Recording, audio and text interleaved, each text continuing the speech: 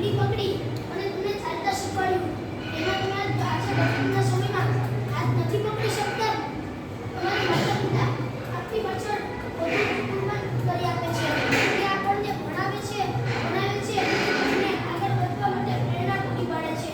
તેને આપણા જન્મથી લઈ અને યુવાની સુધીનો ખર્ચ ઉપાડ્યો છે. અને જો આજે તેને વર્તમાનના સમયમાં આપણે તેના ખાવા પીવાનો ખર્ચો ન ઉપાડી શકતા હોય ને, એક વાત યાદ રાખજો સાહેબ કે તેની પરવરિશ અધૂરી રહી જાય. પહેલા સૌથી પહેલા માતા પિતા તમે વૃદ્ધાશ્રમમાં મૂકવા જાવ ને ત્યાર પછી એક વિચાર કરજો કે જ્યારે હું નાનો હતો, મારો જન્મ થયો ત્યારે મને અનાથ આશ્રમમાં ન મૂક્યો. તેની ક્યાંક તેઓ સજા તો નથી લઈ શકતા. સજા તો નથી કરી ને એક સરસોના દાણા જેટલી પતરી પેટમાં એટલો દુખાવો ઉત્પન્ન કરે છે. તો વિચાર તો કરો એ ખુલ્લાનો બચ્ચા લઈ અને તમારી માં 9 મહિના કેવી રીતના ભરી હશે.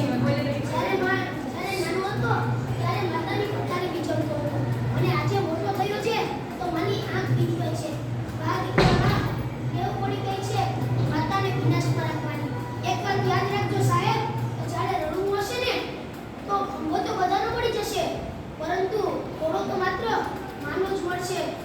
એક વાત યાદ રાખજો, ત્યારે પણ છે ને માતા પિતાને જિંદગીમાં દુઃખી ન થાય ને તેવા કાર્ય ન કરતા, કારણ કે તેના એક આંસુનું ટીપું દુનિયા ડૂબાવી દે છે.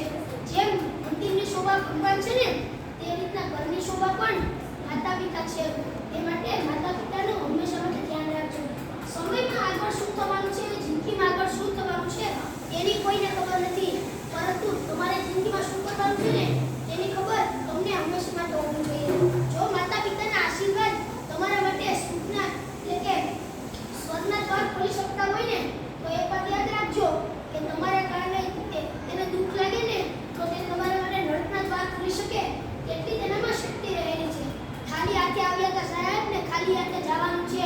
આ કુલ્લા ગાડી મકાન બાગ બગીચા બધું અહીં જ રહેવાનું છે, પરંતુ તમે સાહેબ જિંદગીમાં કંઈ ન બની શકો ને તો કંઈ અફસોસ ન કરતા કે હું કંઈ નથી બની શક્યો, પણ એક સારા દીકરા કે દીકરી બનીને જરૂર બતાવજો.